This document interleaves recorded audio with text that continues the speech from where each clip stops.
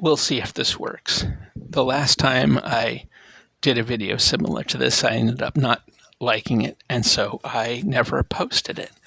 That would have been, I guess, a couple of years ago, the last time I went up to Maine. When I was up visiting home, if a spider comes jumping out of this and freaks me out, just, it could happen. I have not gone through this box since picking it up. While I was in Maine, I grabbed just a couple of boxes. I'm not going to go through one. One of them is comics, and I'm going to go through that on my own and see about what's in there. But I thought I would take a look and see what's in here. And I really honestly don't know, except for what was on the top. So I see here S.M. Sterling Marching Through Georgia. I can tell you right now, this will be going into a little free library. I looked for this book and looked for this book and looked for this book, and I finally picked it up.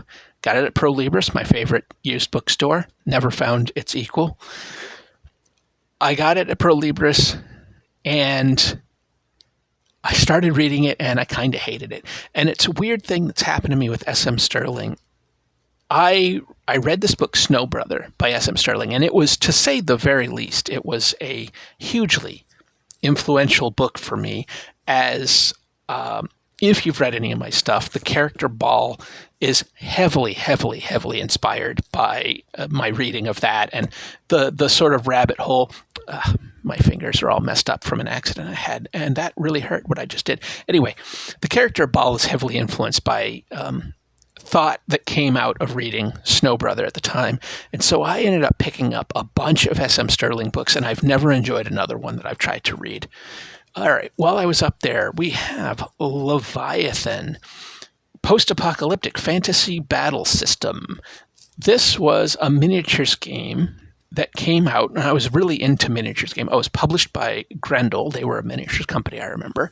I think that some of the folks from this, and I'll have to go and look at I don't know, as I'm looking at the credits, not a lot of those people have very Scandinavian sounding names. I thought that some of the folks behind this went on to work on Chronopia, but I don't think that's actually true. I think maybe it shared some art. Man, I love the art in this. I know it's not going to show up because it's like heavy black and white, but it was so cool. I really loved the setting, and that was the big thing for me. I mean, those are some great orcs. I think this might have been one of the first times I was really into the orcs at all. Yeah, it's just really cool. Even the humans, that's cool. So I was glad to find this. I remember having a bunch of the miniatures and some of the resin kits. I think it was one of the first games that I saw that had a lot of resin or partially resin kits for its critters. I don't remember the system. I don't know if we ever actually played it.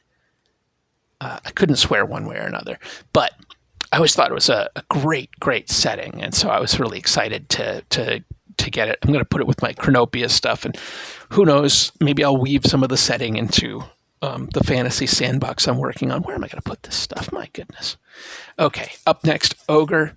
I think I have it's not here. I think it's in a storage container, but my GURPS Ogre book. I always loved the setting for Ogre. I'm not a miniatures guy. I'm never going to get back into miniatures, as much as I actually would love to paint some. I don't want to start the hobby again, but I loved Ogre. I thought it was just such a cool setting. I wanted to mix.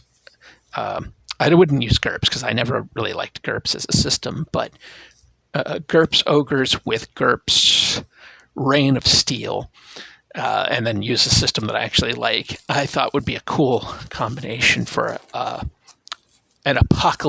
robot apocalyptic world. All right, what else is in here? H.G. Wells' The Time Machine. I have this in a leather-bound hardcover, so that can go into a little free library. I have Clive Barker's Books of Blood. I have these all collected in a trade paperback. So that can also go into a little free library. Let's see. We've got Fear and Loathing in Las Vegas, Fear and Loathing in the Campaign Trail 72, and Hunter Thompson's Hell's Angels. There we go.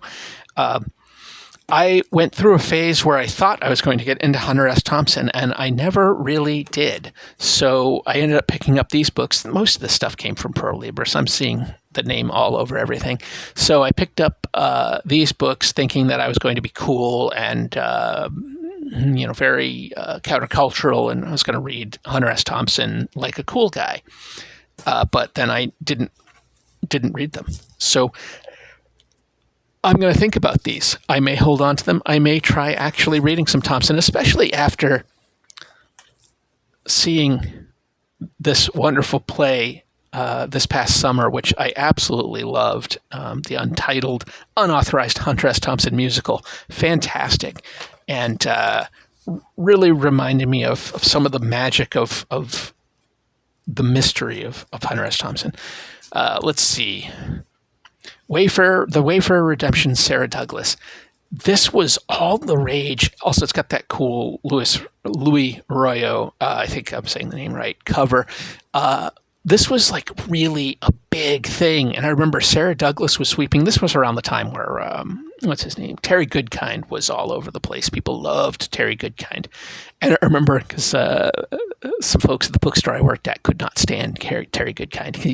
He was not quite a local, but like people had met him, and he lived relatively nearby. I knew a guy who I think used to do some consulting for Goodkind on some of his stuff about armory and weapons and stuff. Anyway, Sarah Douglas, she was really kind of taking off at the same time, and I was like, I'm going to try this. It's too big. It's good Lord, what is this like? 650 pages, and there's my whole 500 page rule. People loved it, and I picked it up, and I just hated it. It's everything I don't like about what was then contemporary fiction and that whole Death of Trees fiction. It was the worst of Tolkien fanfic, and I can't remember this one specifically, but all that fantasy kind of started blending together. These giant bloated tomes of like Tolkien fanfic combined with medieval European historical novels, but made fantasy so that there was no responsibility for doing any actual research, or about the historical time period.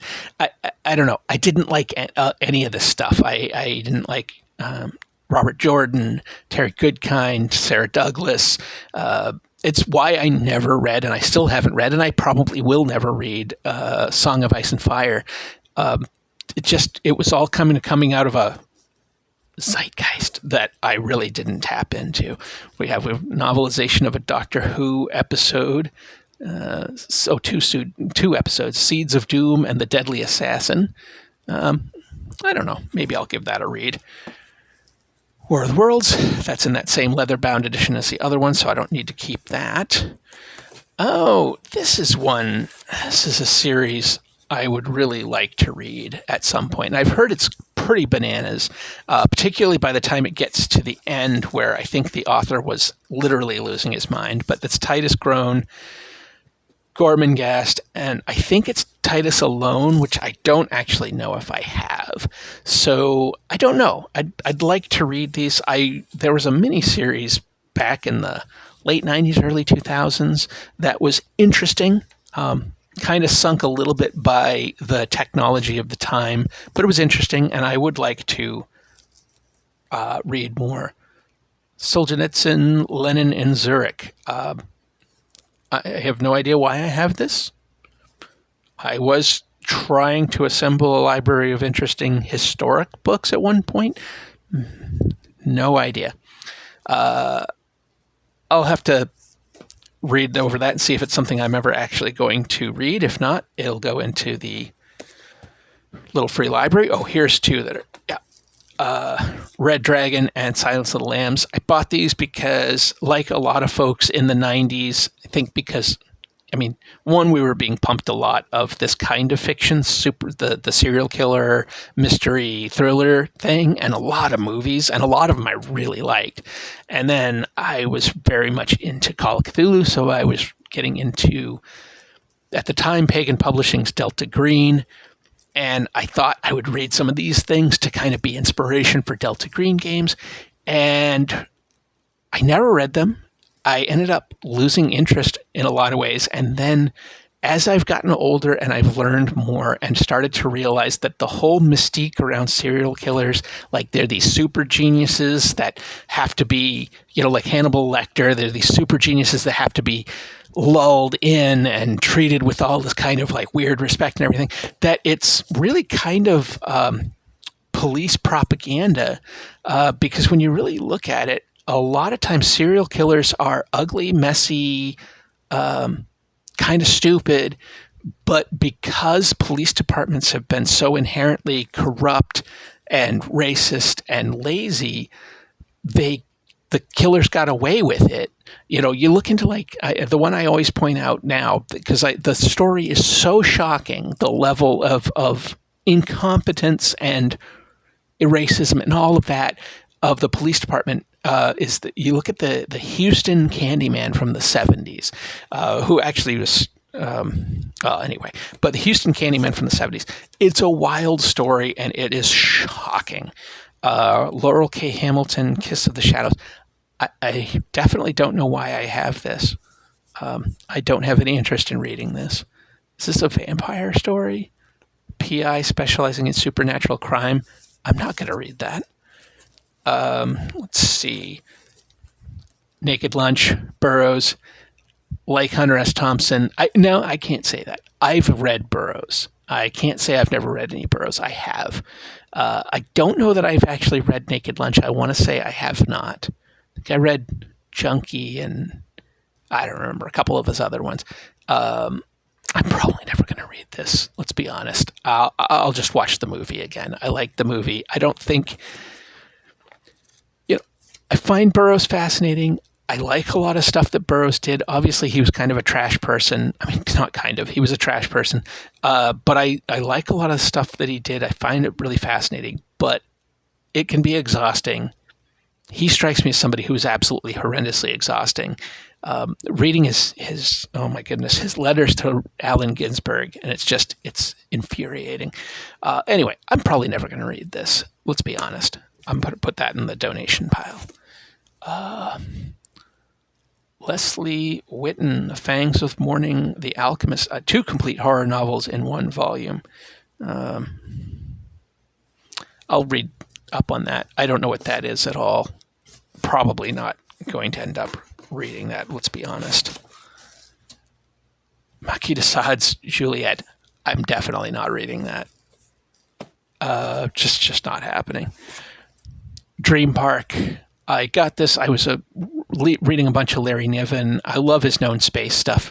Niven gets off into some weird tangents, especially around sex, but I was really digging a lot of his known space stuff.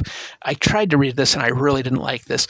I think this is kind of like, you could look at this as being almost, I know it's not the same as the lit RPG, because that really is video game focused, but I feel like this is almost proto-lit RPG. It's, it's like virtual reality, a little bit of Lost, all that sort of thrown in. I just really wasn't digging it. I started reading it. I didn't like any of the characters, and I just really never got into the story. Plus, it's quite long. Yeah, it's almost 500 pages. I don't remember how far I got in, but I did not finish the book, and I'm never going to go back. So, donation pile. Let's see. We got Legends. Legends. I don't know what volumes these are. These were like stories or novellas set in authors' various settings, their universes. So this has a Silverberg Majapur story. So I may hold on to this until I actually read like Lord Valentine's Castle, because I finally have a bunch of Silverberg's Majapur stuff. So I'm going to hold on to that. This is Good Kind, George R. R. Martin, and Anne McCaffrey. I owned Anne McCaffrey's Dragon Riders, the first three, for years, and then I could not find them for the life of me. So I finally tracked down and bought a copy. And this is a Pern story, so I may hold on to these for now. Oh, it's an introduction by Silverberg. I may hold on to these for now. The other one, Sword of Truth, Dead of Bones, I don't know what that is. That's good kind. There's a Song of Ice and Fire in here, The Hedge Knight, which I think has been republished later. I could be wrong. But I don't care because I'm not going to get into those. I like the show. It was fine. I'm not. The last season was terrible. Yeah, hot take. But I'm never going to read Martin. It's just not. I'm not going to read those books. I'm just not going to do it. Pern, though, I do want to read those, so I may hold on to this for now. Where are we at? 15 minutes. I better hurry up. Another Doctor Who. This is Day of the Daleks. I'll hold on to that. Frank Herbert and Bill Ranson, The Jesus Incident. Is this the sequel or is this the first one? I remember I had a hard time tracking down the first book in some series by him. We'll see. I reread Dune. I didn't love it as much as I had originally. I mean, it's still, it's a heck of a story and all that, but I just didn't enjoy reading it as much as I did back in 2000 when I was a younger fella. And I don't know if I'm going to go into a Herbert deep dive. Probably not. I have a handful of his novels around here somewhere. Another, Happiness Patrol. This was one I always loved. I always loved that episode. It was a trip, very cyberpunky, very weird, very 2000 AD comic book. We've got some, speaking of Niven, Ringworld Throne. I think this is the third book. I have not read this. No, I think I have. I think I did read this, and I think it ran into my problem with Niven, where the further into the series he goes, the more weird sex stuff he gets into, but it's also boring at the same time. Like, if you're going to talk about sex that much, at least make it not boring. Drew Carey, Dirty Jokes and Beer, I don't care. I mean, Drew Carey's fine, whatever. Heinlein, Friday, I hated this. I could not read it. Roget's Thesaurus, what's another word for that? I don't know. Tom Clancy, never reading that. Not happening. Here's a Larry Niven, the Man Kazin Wars. I may try that, pick that up. Oh, I had a few of the Man Kazin Wars, so here's another one. Another one. This is Cherry Purnell and S.M. Sterling. I don't know. So I have those. Hero's Journey. I knew I owned this. I was looking for this. This came up as a recommendation, and I was like, boy, I know I own that. It sounds completely bananas, and I need to check it out. Hero's Journey by Sterling Lanier. Let's see. Eros and Evil, the Sexual Psychopathology of Witchcraft. Yep. Not going to read that.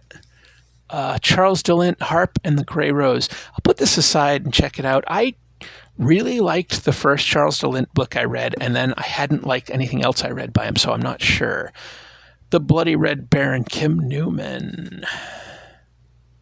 I'll have to see if I want to read that. I have no recollection of that. Here's one. This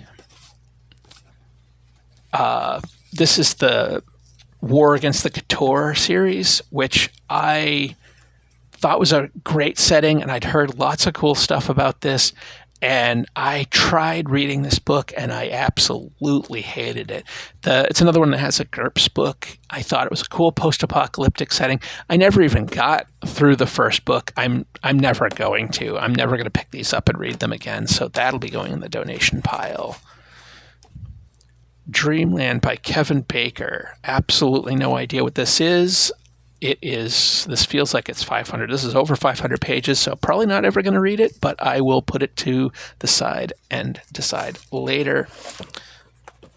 All right.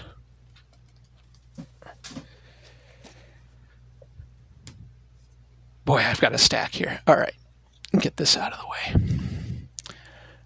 Young Jedi Knights, Heirs of the Force, Kevin J. Henderson and Rebecca Moesta? I don't know. I'm not going to read that, let's be honest. Oh, it's my copy of Burning Chrome.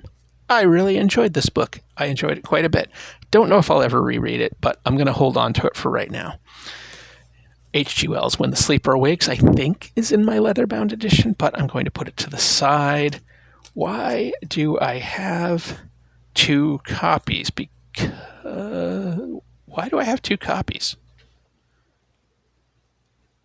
Okay, I have two copies. I have no idea why.